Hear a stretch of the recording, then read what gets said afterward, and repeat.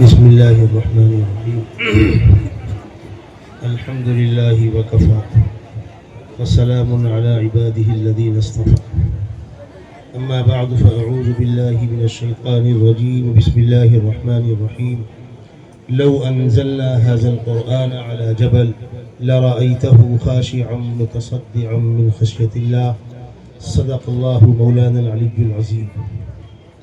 محترم بزرگوں، ہمارے بہت ہی عزیز دوست محترم جناب سید علی صاحب، جنہوں نے میں سمجھتا ہوں تقریباً 20-25 سال پہلے اس پودے کو لگایا تھا، آج ماشاءاللہ بمبئی شہر کے اداروں میں آپ کا یہ ادارہ نور محر چیریٹیبل ٹرسٹ بمبئی اپنا ایک نمایاں مقام رکھتا ہے۔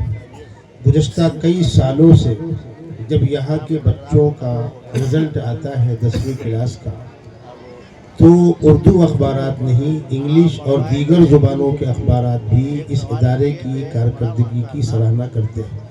حتیٰ کہ گزشتہ سالوں میں ٹائمز آف انڈیا کے نمائندے نے باقاعدہ اس پر ایک آرٹیکل بھی لکھا تھا۔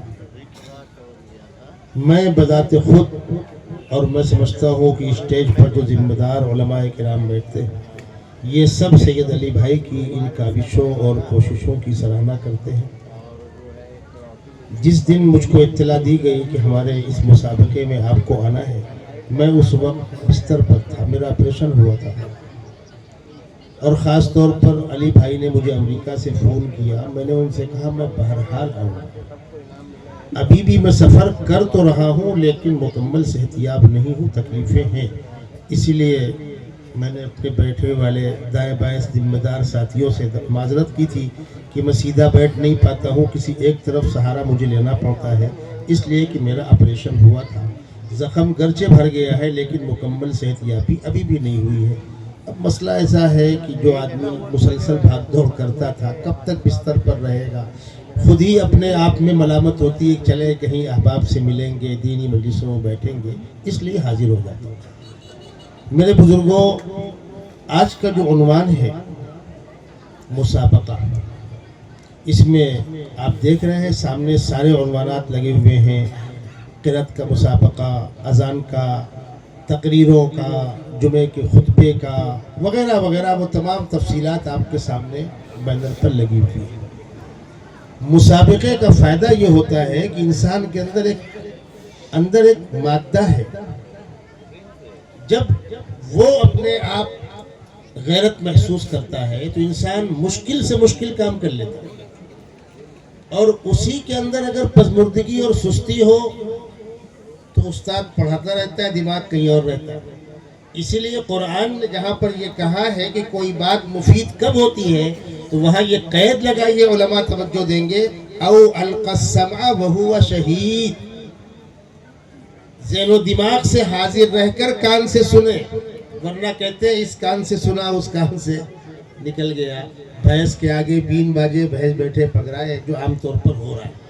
لیکن جب بچے یہ طے کرتے ہیں کہ مجھ کو کسی مقام پر پہنچنا ہے تو گھر والے ان کو ڈانٹ رہے ہوتے ہیں، بیٹے سو جا، لیکن وہ پڑھ رہا ہوتا ہے، وہ یاد کر رہا ہوتا ہے۔ ہمارے مدارس میں سال کے آخر میں امتحان کے وقت پر طلبہ اتنا پڑھتے ہیں، اگر یہ سال بھر اتنا پڑھ لیں تو ان کو علامہ بننے سے کوئی نہیں روک سکتا۔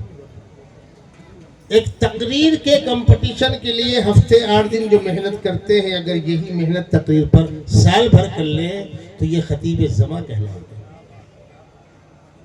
اس کمپٹیشن کا یہ فائدہ ہوتا ہے۔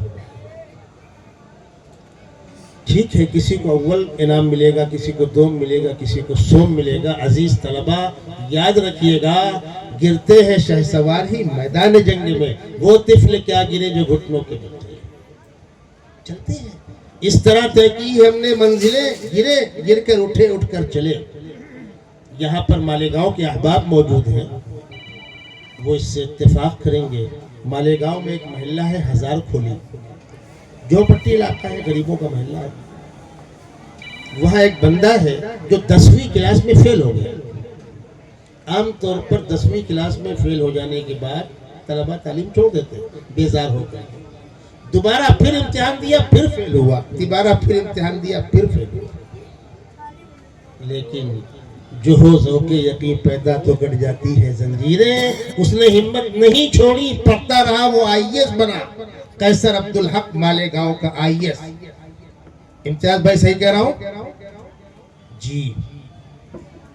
محنت، ایک چیونٹی پہاڑ پر چڑھنے کا فیصلہ کرتی ہے، پہاڑ بہت اونچا ہے، چیونٹی گرتی ہے گرتی ہے گرتی ہے، لیکن جب عزم محکم ہو تو ایک دن وہ ہوتا ہے پہاڑ نیچے ہوتا ہے، چیونٹی اوپر ہوتی ہے۔ عزیز طلبہ، جو محنتیں آپ نے اس کمپٹیشن میں کامیابی کے لیے کی ہیں، کاش کہ آپ مسلسل اتنی ہی محنت کریں تو اسٹیج پر تشریف فرما ہم سب کے استاد محترم مفتی عزیز الرحمان صاحب، مفتی اعظم مہاراشٹر، آج اللہ نے ان کو جو مقام دیا ہے اس کے پیچھے 25-30 سالہ رات و دن کی محنت کا دخل ہے۔ میں نے وہ دور دیکھا ہے حضرت۔ جب آپ محنت کریں گے، کوشش کریں گے تو ہجوم بلبل ہوا چمن میں، کیا جو گل نے جمال پیدا، کمی نہیں قدرداں کی اکبر، کرے تو کوئی کمال پیدا۔ ایک بات تو مجھے اپنے طلبہ سے کہنی تھی، کچھ اور کہنے کی گنجائش ہے؟ کبھی آپ ناراض نہ جی، آپ ناراض نہ ہو، کوئی بات نہیں، میک بند مت کیجیے گا۔ دوسری بات مجھے آپ سے کہنی ہے، گزشتہ دسمبر کی 20 تاریخ کو بمبئی دلی کے اندر ایک ڈیبیٹ ہوا، ایک مباحثہ ہوا مفتی شمائل ندوی صاحب اور جاوید اختر صاحب کے درمیان۔ اس کو ذہن میں رکھیے اور ایک آدھ باتیں آپ کی خدمت میں عرض کرتا ہوں۔ اس کائنات میں ایک طبقہ وہ ہے جو خدا کو ہی نہیں مانتا، ان سے خدا کے وجود پر گفتگو کی جائے گی، ان سے مذاہب پر اور مذہبی کتاب اور خاص طور پر قرآن و سنت کے حوالوں سے بات نہیں کی جائے گی۔ یہ میں جواب ان نادانوں کو دے رہا ہوں جنہوں نے کہا تھا شمائل صاحب کی سب بات صحیح لیکن قرآن و حدیث کے حوالے نہیں دیے۔ ارے بھائی، قرآن و حدیث کے حوالے اس کو دیں گے جو خدا کو مانے، مذہب کو مانے۔ ایک طبقہ خدا کو ہی نہیں مانتا، ایک طبقہ خدا کو مانتا ہے پیغمبر کو نہیں مانتا، ایک طبقہ خدا اور پیغمبر کو مانتا ہے خلفاء کو نہیں مانتا، ایک طبقہ صحابہ کو نہیں مانتا۔ یہ سارے انحرافات ہیں، یہ سارے انحرافات۔ آپ جب میدان میں اتریں گے اور گہرا اور پختہ مطالعہ کریں گے تو حقائق آشکارا ہوتے جائیں گے۔ اب آئیے ہم اس طبقے سے بات کرتے ہیں جو خدا کی خدائی کا قائل ہے۔ ہمارا یہ عقیدہ ہے کہ اللہ نے ہم کو پیدا کیا، وہی ہمیں مارے گا، زندگی موت کا مالک اللہ ہے۔ الذی خلق الموت والحیات لیبلوکم ایکم احسن عملا، اس نے ہم کو اس دنیا کے اندر تھوڑی سی مدت کے لیے بھیجا ہے تاکہ وہ ہمارا امتحان لے سکے۔ اِنَّا خَلَقْنَا الْإِنسَانَ مِن نُطْفَةٍ أَمْشَاجٍ نَبْتَلِيهِ، ہم نے انسان کو مخلوط نطفے سے پیدا کیا آزمائش کے لیے۔ فَجَعَلْنَاهُ سَمِيعًا بَصِيرًا، ہم نے اس کو دیکھنے، سننے اور سمجھنے کی صلاحیتیں دی۔ إِنَّا هَدَيْنَاهُ السَّبِيلَ، راہیں کھول دی، إِمَّا شَاكِرًا وَإِمَّا كَفُورًا، چاہے اطاعت کے راستے پر چل، چاہے نافرمانی کے راستے پر چل۔ نافرمانوں کا انجام إِنَّا أَعْتَدْنَا لِلْكَافِرِينَ سَلَاسِلَ وَأَغْلَالًا وَسَعِيرًا، اور اطاعت گزاروں کا انجام إِنَّ الْأَبْرَارَ يَشْرَبُونَ مِنْ كَأْسٍ كَانَ مِزَاجُهَا كَافُورًا۔ کھلی ہوئی رائے، فَمَنْ شَاءَ فَلْيُؤْمِنْ وَمَنْ شَاءَ فَلْيَكْفُرْ۔ در فیض محمد واہے، آئے جس کا جی چاہے اور نہ آئے جہنم میں جائے جس کا جی چاہے۔ جس کو یقین ہے کہ خدا نے پیدا کیا اور مارے گا، دنیا 4 دن کی ہے، زندگی پانی کا بلبلا ہے، کبھی بھی لائٹ آف ہو جائے گی۔ وَمَا الْحَيَاةُ الدُّنْيَا إِلَّا مَتَاعُ الْغُرُورِ، ہم ان سے گفتگو کر رہے ہیں جن کو یہ غلط فہمی یہیں رہنا ہے، یہاں کا تاج و تخت، یہاں کا کر و فر برقرار رہے گا، ہم ان سے معذرت چاہتے ہیں۔ ان کے خاندان میں لوگ نہ مرتے ہوں گے، نہ مرے ہوں گے، ان کو نہ مرنا ہوگا، نہ مریں گے۔ جس کو یقین ہے کہ ہم کو مرنا بھی ہے، باپ دادا مرے اور ہم کو مرنا ہے، ان سے ہم یہ کہتے ہیں کہ کب تک ہے؟ جب تک جان میں جان ہے۔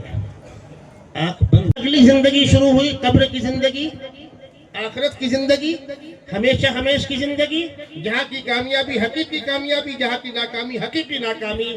وہاں کیا کام آئے گا؟ وہاں یہ دکان مکان کھیت کھلیان ڈگری عہدہ کر و فر کام آئے گا؟ نہیں آئے گا۔ ابھی کل کی بات ہے، میں ایک اسکول میں تھا، میں نے اسکول کے مینجمنٹ سے معذرت کے ساتھ یہ بات کہی اور آج بھی کہہ رہا ہوں، دنیا کی ڈگریاں پیٹ پالنے کے دھندے کے علاوہ اور کچھ نہیں۔ اس کا آخرت کے نظام سے کوئی تعلق نہیں ہے۔ آخرت میں کام وہ چیزیں آئیں گی جو ہمارے مدارس کے اندر پڑھائی جا رہی ہیں۔ جس طرح مکان کے اندر بیڈ روم بھی ہوتا ہے، باتھ روم بھی ہوتا ہے۔ باتھ روم ضرورت ہے، بیڈ روم مقصد ہے، دنیا ضرورت ہے، آخرت مقصد ہے۔ مقصد کو مقصد کا مقام دو، ضرورت کو ضرورت کا مقام دو۔ اس دنیا کی تعلیم سے انکار کسی کو نہیں تھا۔ ابھی مجھ سے پیش رو مقرر نے حوالہ دیا، حضرت شیخ الہند رحمۃ اللہ علیہ نے جامعہ ملیہ قائم کیا، ہمارے اکابر نے ہزاروں کالجز قائم کیے، مولانا بستانوی نے کالجوں اور اسکولوں کی پوری لائن لگا دی۔ آج بھی وہ کام ہو رہا ہے۔ ہمارے اکابر تعلیم کے مخالف نہیں ہیں، لیکن دونوں کے درجات کے فرق مراتب کو ملحوظ رکھنا ہوگا۔ قرآن مقدس یہ اللہ کی آخری آسمانی کتاب ہے۔ دیگر آسمانی کتابوں کے درمیان قرآن کا امتیاز۔ دنیا میں ایک سوال، خاص طور پر کشیدہ ماحول میں یہ بحث چھڑ جاتی ہے، جب آپ اپنے مذہب کی عظمت پہ گفتگو کرتے ہیں، قرآن کی حقانیت پر بات کرتے ہیں، تو جن بیچاروں کا دہی باسی اکٹھا ہو گیا ہے ان کو برا لگتا ہے۔ کیا وہ کتابیں اللہ کو تعریف بھی نہیں ہے؟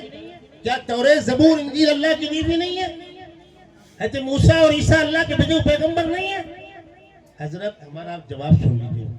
ہم سارے انبیاء کرام کو سچا برحق مانتے ہیں، تمام آسمانی کتابوں کو سچی اور برحق مانتے ہیں۔ ہم بچوں کو مکتب میں پڑھاتے ہیں آمنت باللہ وملائکتہ وکتبہ ورسلہ والیوم الآخر والقدر خیرہ وشرہ من اللہ تعالی والبعث بعد الموت۔ ہم نے کب انکار کیا؟ ہم تو سارے انبیاء کرام کو یکساں احترام کرتے ہیں، لا نفرق بین احد من رسلہ۔ پھر ہوا کیا؟